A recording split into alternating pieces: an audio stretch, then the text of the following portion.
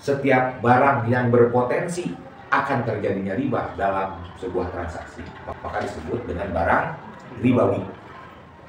Setiap perkara, setiap barang yang mana barang tersebut nilainya itu ditentukan oleh ukuran dan oleh timbangan. Jadi ada hukum yang bisa berubah karena ilatnya, karena penyebabnya. Ada hukum yang tetap walaupun penyebabnya atau dampaknya hilang, tetap hukumnya tidak berubah. Salah satunya apa? Riba. Lamun jenisnya beda, ada 3 jenis. Ada dahab, fidoh, uang. Ada emas, perak, uang. Paham? Satu komoditas itu disebut satu ilat, tapi berbeda jenis. Jenisnya ada 3, ilatnya ada 1. Apa? Nakan. Begitupun dengan to'an.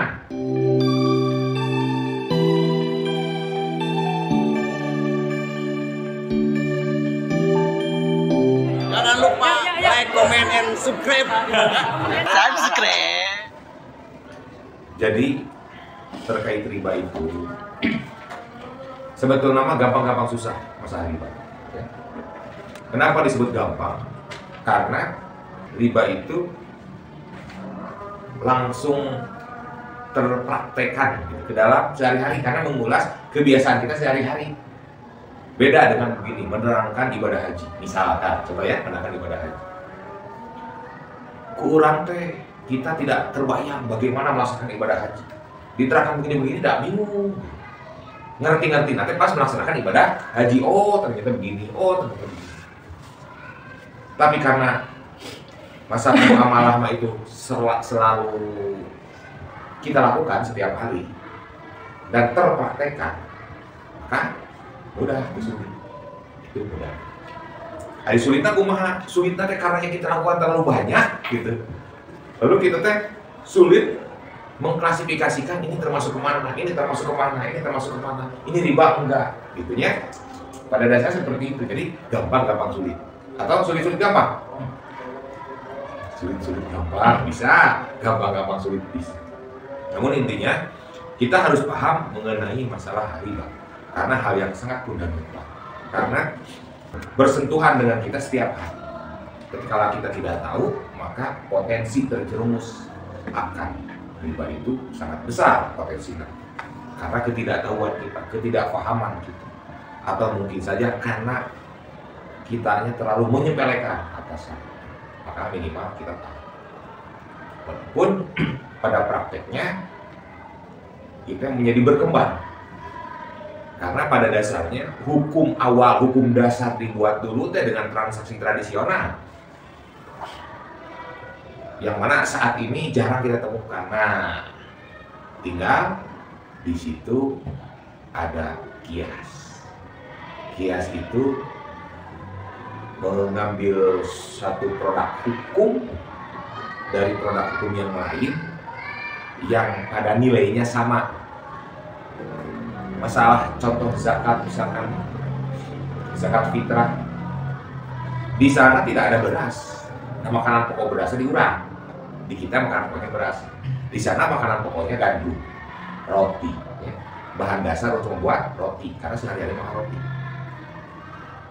Itu tidak ada beras.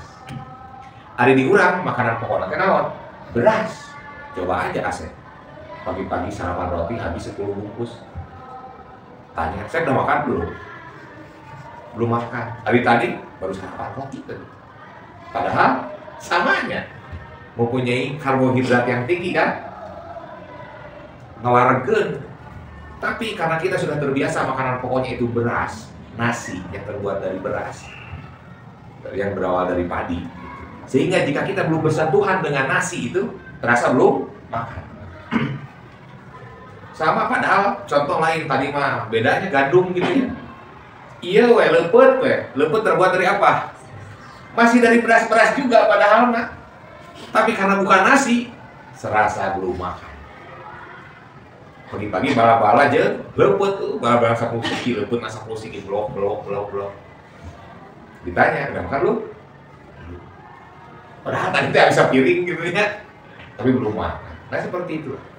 Maka disitulah adanya kias. Jadi penyamaan produk hukum dari produk hukum yang lain yang nilainya value-nya seimbang. Siapa orang yang berhak memberikan hukum kias? Ya para ulama yang berkompeten. Dasar pengambilan hukum itu kan Al-Quran, Sunnah, Ijma, kias. Ijma para ulama berkumpul dan membuat fatwa, membuat hukum, baik hukum baru atau penguatan hukum lama, gitu. Membuat ketetapan, itu ijma. Kalau kias, satu produk hukum dari produk yang lain diambil untuk menghukumi sebuah permasalahan, sebuah produk. Jadi, yang mempunyai nilai sama, itu kias, bandingkan. Nah, riba pun demikian. Nah, adik-adikku sekalian, para santri-santrian, sebagaimana kemarin kakak ulas bahwa riba itu hanya berkaitan dengan segala sesuatu hal yang berpotensi akan terjadinya riba. Oke? Maka setiap barang yang berpotensi akan terjadinya riba dalam sebuah transaksi, maka disebut dengan barang ribawi. Oke? Nah, kebetulan sih. Riba menurut etimologi itu namanya az-ziyadah. Menurut etimologi, menurut bahasa, az-ziyadah. Penambahan. Kadar-kadar ayat tambahan itu riba menurut etimologi. Namun menurut terminologi, maka itu diatur secara lebih spesifik. Tidak semua hal yang bertambah itu disebut riba. Tetapi spesifik terkait hal-hal tertentu dengan kasus-kasus tertentu. Oke, paham? Sampai sini paham? Oke. Nah, kembali lagi karena masalah ribawi. Sehingga barang yang berpotensi terjadinya unsur riba itu disebut barang ribawi. Pada dasarnya barang ribawi itu di dalamnya harus memenuhi unsur-unsur tertentu. Dalam artian begini, setiap perkara, setiap barang, yang mana barang tersebut nilainya itu ditentukan oleh ukuran dan oleh timbangan. Kakak ambil contoh. Kalau emas itu standar ukurannya itu memakai apa? Berat. Oke, berarti timbangan. Paham? Kalau rumah, standar nilainya dari apa? Apakah itu beratnya? Belum tentu. Kakak misalkan punya rumah 10 tumbak. Kakak punya rumah 10 tumbak. Asep punya rumah 10 tumbak. Sama tuh harganya? Beda. Jadi yang menentukan bukan ukuran, bukan karena besar atau kecil, bukan karena timbangan ditimbang, jika ditimbang teh sekian ratus tahun rumah teh enggak sama, walaupun berasal dari material yang sama. Asep bikin rumah menghabiskan misalkan pasirnya itu sekian ratus kubik, lamun kutrek mah Asep teh saya bikin rumah kesikna sabaraha treukeun, oh saya 15 truk. Batana sabaraha misalkan, sekian ribu. Sama misalkan. Jumlah rumah kakak dan rumah Asep materialnya sama. Misalkan. Langsung dibikin. Jadi rumah mempunyai nilai sama tuh? Belum tentu. Karena apa? Ada faktor lain. Salah satu contohnya model Asep mah model minimalis. Kakak mah modelnya misalkan ke Eropa-Eropaan yang klasik-klasik. Beda tuh harganya beda. Bisa saja Asep minimalis kayak minimalis yang menurut Asep bagus, tapi menurut pembeli mah itu baru. Itu formatnya itu kumaha teh. Banyak cenah aya ruang tamu di tingkat 2, di tingkat 3 kamar di dapur. Jadi tamu itu langsung ke lantai 2, ngaliwatan kamar orang di dapur. Ah, ku gimana ini Bapak Asep kan? Apakah itu tidak berpengaruh terhadap harga? Kan sok aya lamun ngagama rumah ku arsitek mah sareheung. Kan banyak orang lamun kolot mah enggak mau dibenerin. Ah kumaha saya we nyeni mah teh.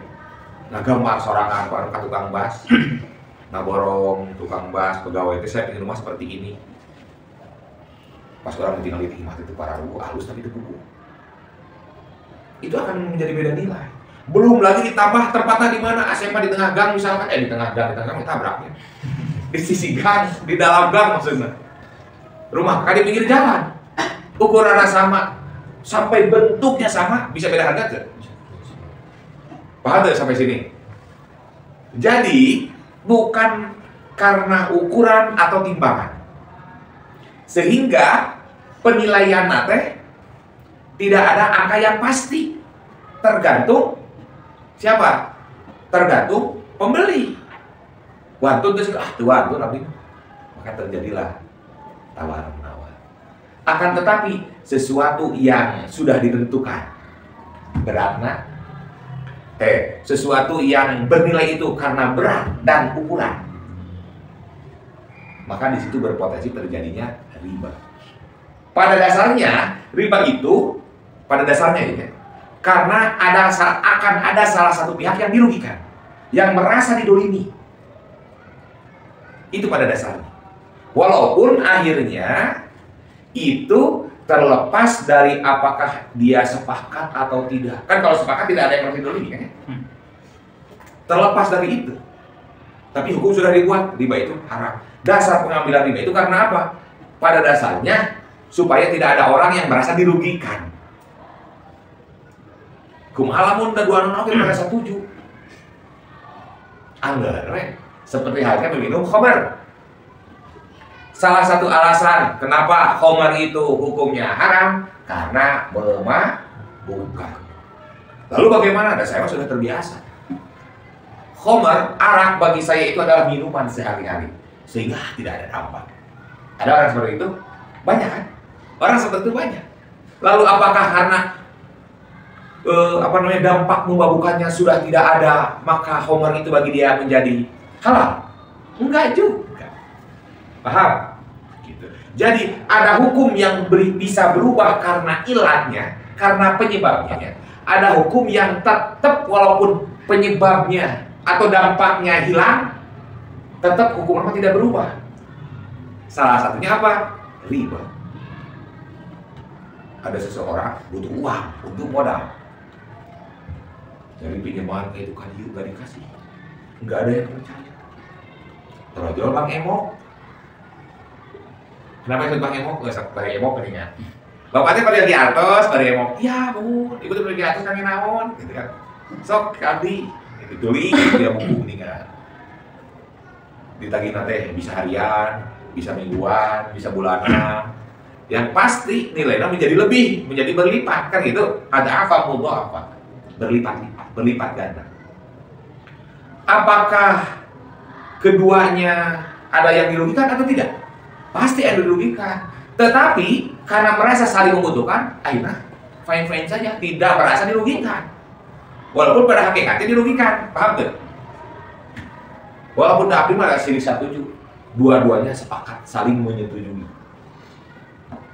Walaupun demikian, tetap riba itu hukumnya haram. Sampai situ paham? Oke. Kemudian setelah kita mengetahui ternyata disebut barang ribawi itu ialah barang yang berpotensi terjadinya riba dikarenakan patokannya itu ialah ukuran atau timbangan, maka kita membahas lebih terperinci lagi.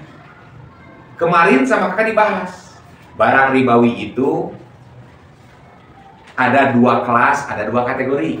Oke? Yang pertama apa? Yang pertama naken. Yang kedua ta'am. Simpan. Di sisi lain, barang ribawi pun ada dua kelas. Di sisi belah dia, barang ribawi itu naken, ta'am. Naken itu artinya apa? Komoditi utama seperti emas, perak, dan uang kalau zaman sekarang. Kalau ta'am itu makanan pokok kan di liter, ada yang di liter, ada yang di kilo. Oke. Nah, di sisi lain ada dua. Pertama ilat, yang kedua jenis. Berarti dua kategori disebutnya. Barang ribawi itu ada dua kategori. Yang pertama ilat, kedua jenis. Yang termasuk kategori ilat, mah tadi teh ilatnya apa? Naken. Gitu nih. Lamun jenis mah naon? Rincianana dari apa? Dari ilat. Oke. Ayeuna contoh naken. Dahab, fiddah, emas, perak, sama uang zaman ayeuna mah. Nah, ieu teh satu ilat. Oke. Lamun jenisna beda, ada 3 jenis. Aya dahab, fiddah, uang. Ada emas, perak, uang. Paham? Satu komoditas itu disebut satu ilat. Tapi berbeda jenis. Jenisnya ada 3, ilatnya ada 1. Apa? Naken. Begitupun dengan to'am. To'am, ilatnya 1, namanya makanan pokok. To'am, makul, yang bisa dimakan. Oke, itu apa namanya? Ilat. Nah, jenisnya apa? Jenisnya berbeda-beda. Ada tamar, kurma. Ada padi. Ada apa lagi? Ada gandum. Ada jagung. Ada apa lagi? Kacang. Pokoknya mah setiap makanan pokok yang mana hitungannya itu pasti melalui ukuran berat atau besar. Ukuran nate berupa ukuran atau timbangan. Nah, ilatnya apa? Ilatnya to'am. Jenisnya apa? Berbeda-beda jenisnya. Paham dari situ? Karena itu berpengaruh terhadap transaksi, terhadap terjadinya proses riba. Nah, riba itu hanya mengenai barang ribawi. Adapun proses di luar barang ribawi itu akan menjadi rusak jual belinya, menjadi pasar jual belinya, menjadi tidak sah jual belinya jika ada ketentuan-ketentuan yang dilanggar di luar barang ribawi ini, di luar transaksi yang ini. Jadi kalau riba mah itu klasifikasi dosanya sangat tinggi, masuknya kabair, dosa besar, yang mana harus mendapatkan pengampunannya itu, namun tidak mah obatnya harus benar-benar berbeda dengan dosa dari rusaknya sebuah akad transaksi jual beli biasa. Misalkan meser acu, meser bumi, meser motor, dan lain-lain. Paham? Transaksi di luar barang ribawi apakah bisa terjadi riba? Bisa. Apakah bisa terjadi